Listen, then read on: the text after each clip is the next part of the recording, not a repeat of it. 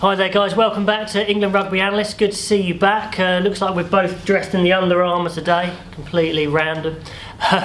We've just come off the back of a fantastic win for England against South Africa, so we're going to be talking about that mainly. Yep. Also maybe talking about some of the other home nations.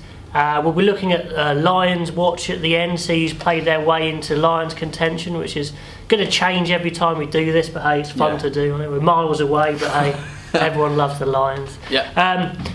And we're also going to start a new series, which we'll record after this, but we'll release separately. Just stimulated because New Zealand are now the best team in history. Yep. Statistically, you might disagree. Maybe there was a better New Zealand team. But anyway, statistically, 18 wins, I think it is. They are the best. Yeah. So that just made me think. Let's compare the best teams of different eras. Our best team in England was obviously the England team of 2003. Maybe that will change, I don't know. Maybe the modern team might surpass them. Yeah, it could be. We'll see. But it is at the moment. So we are going to do a England 2003 versus South Africa 2007 and do a combined 15 and see who has the most players in and have a little argue over that. Get you guys to put your own teams in. So that's a new series we're going to launch as a separate video. But today we're going to start with a section we did last time, which I liked, was where you asked me some questions completely unprepared and see if you can catch me off guard. So here we go.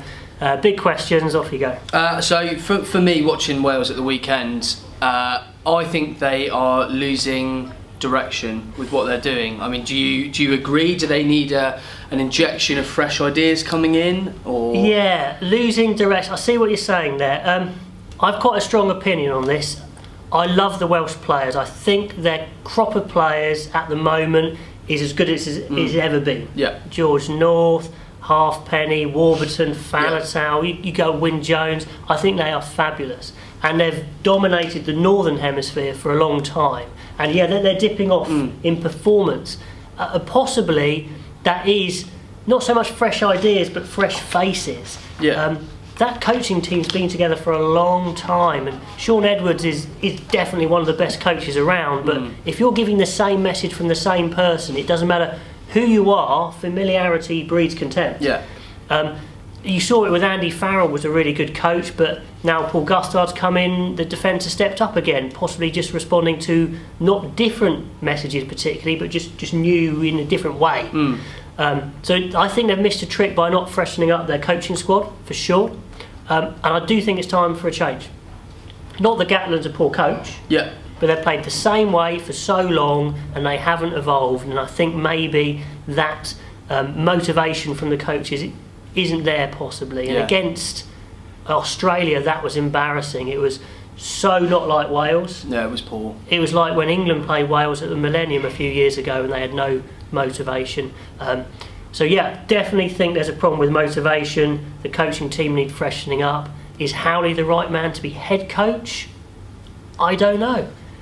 What do you reckon? Again, I'll turn it back on you. So yeah, I think again, you've got the prime opportunity to bring someone in, freshen things up. You can keep the same backroom staff involved. Howley, you can keep Edwards, you can keep them all as they are in their roles, but having Eddie Jones come in on an interim basis, you've got the perfect chance to bring someone in short term, bring some fresh ideas in, change the dynamic of it, and you can see how effective that is with Eddie Jones coming into the England setup. They go from a above average team, because I think they did well. They did well under Lancaster, but I think that fresh ideas, fresh coaching team coming in that's why their success has been so dramatic and so quick. It's the same players, isn't it? Yeah. But yeah, the fresh ideas has taken them up a level. Yeah, for sure. So there we go. We've dealt with that one. Good question. So bringing up Eddie Jones, what do you think are his limitations? What do you think are his issues that everyone's talking about? Team, you mean? Well, just generally, what issues do you think he has? Big question, isn't it? What issue? Okay.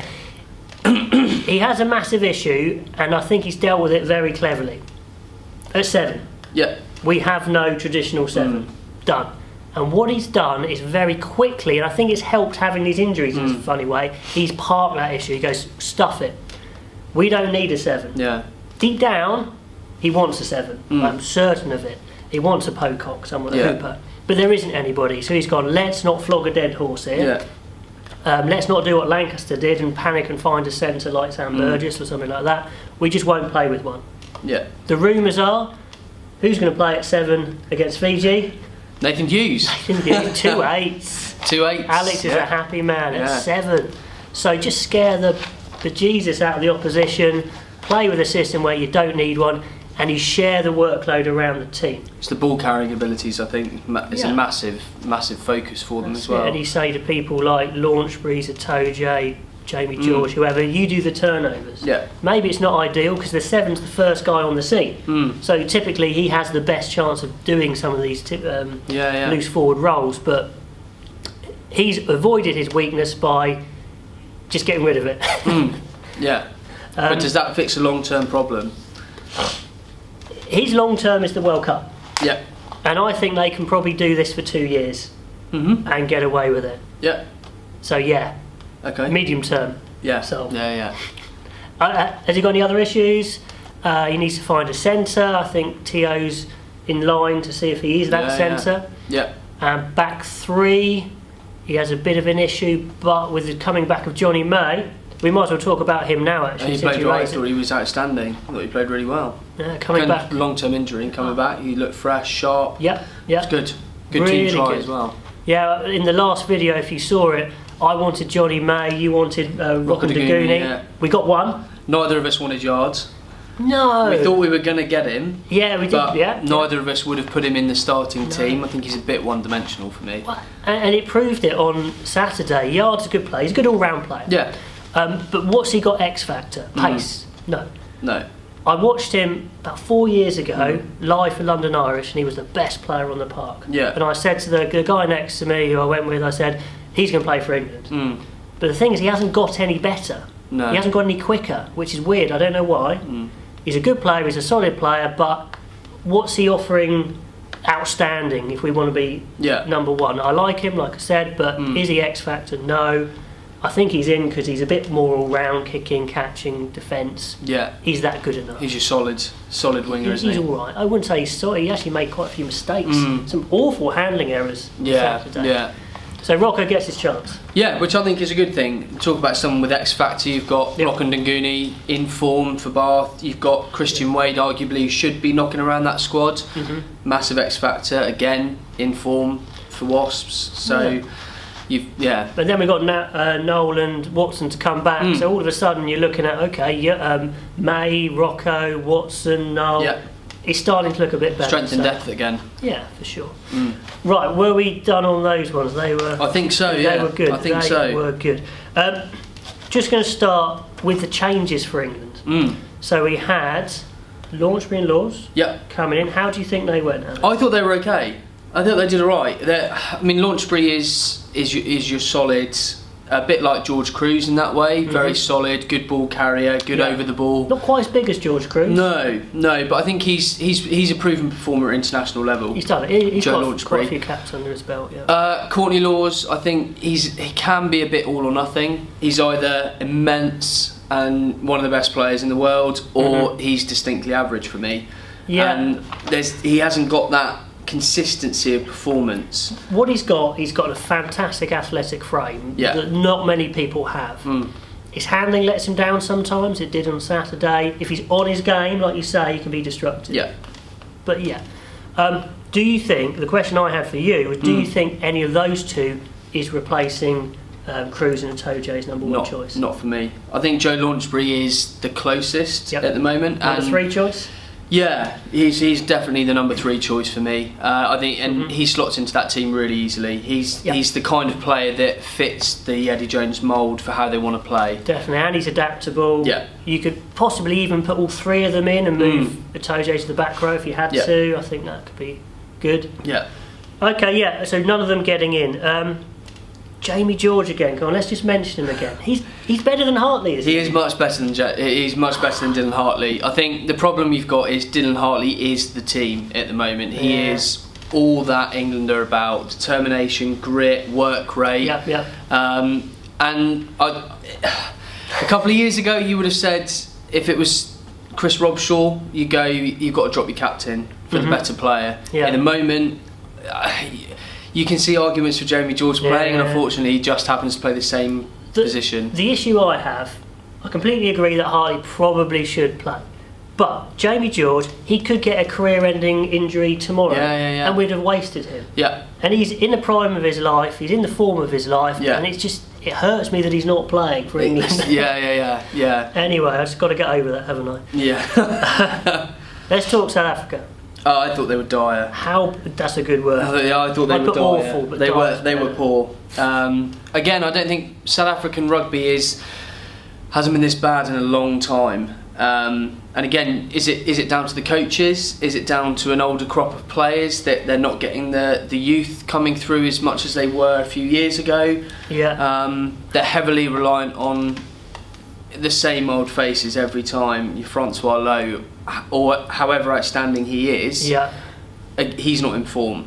No, he's injured. He was And injured for he's that game. injured, and yeah, they're struggling. It's in South. What I would recommend you guys do if you're into rugby, watch the media from those countries. So I've been watching Super Sport for South Africa. I've been watching Rugger Matrix in Australia, and just get what they're saying about their teams. And the South Africans are vitriolic. They are incensed. You look at Nick Mallett and the ex-Springboks on there. They hate what's going on. South Africa has got lots of good things going for it. Yeah. They've got loads of players. It's a top sport in South Africa. They've got 300 odd players playing abroad, professionals. 300. Yeah. That's amazing. Yeah. They can pick them, but they don't want to pick them. They gave the option to the coach, should you pick overseas players? He went yes, because they probably need them. Yeah. But it's very hard to get hold of them. Players like Dwayne Vermeulen, who is fit, they didn't pick because they didn't think he was fit enough. Anyway, it's a mess. And then they've got players like JP Peterson, who's playing in England, was a great player. Yeah, I think "was" is the right word, isn't But it? he's so past his best, and Yeah. they're starting him on the wing. He was solid but did nothing. Anyway, back to England.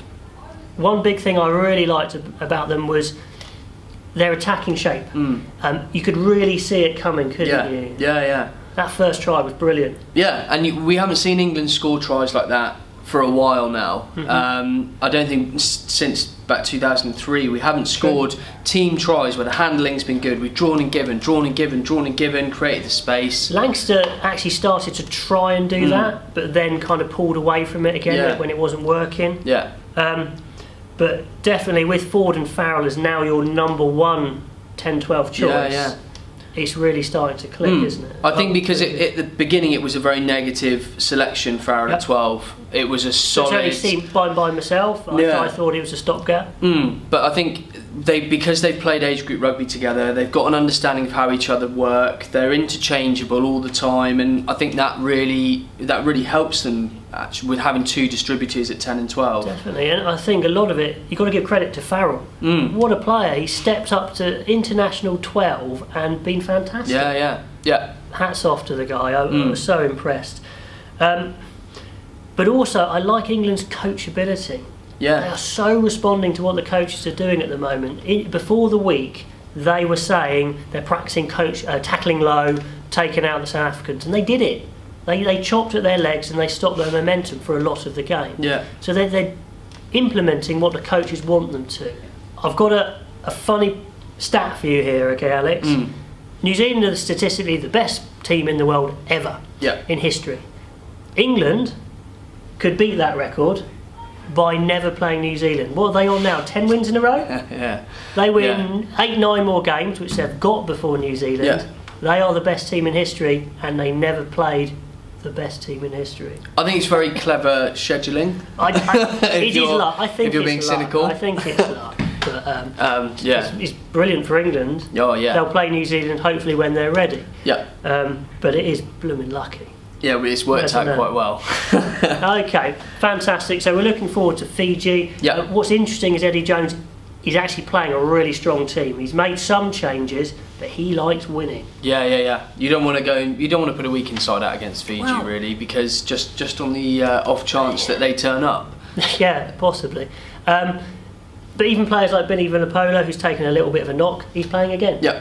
You know, and I thought maybe they'd rest him, but So Eddie Jones likes to keep winning. Yeah, I think with the Six Nations in this kind of the back of their minds as well, you want to try and get the guys playing together, Yep, so it gives them a good start before the Six Nations kicks off in February time. Anywho, okay, good discussion, good stuff.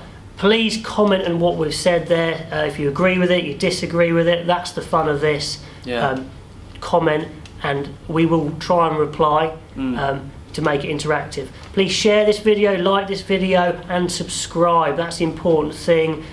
Good response last time, over near 500 views. But we need to build those subscribers so we don't have to spread the video so much. It just goes straight to you. Yeah. Awesome. Okay.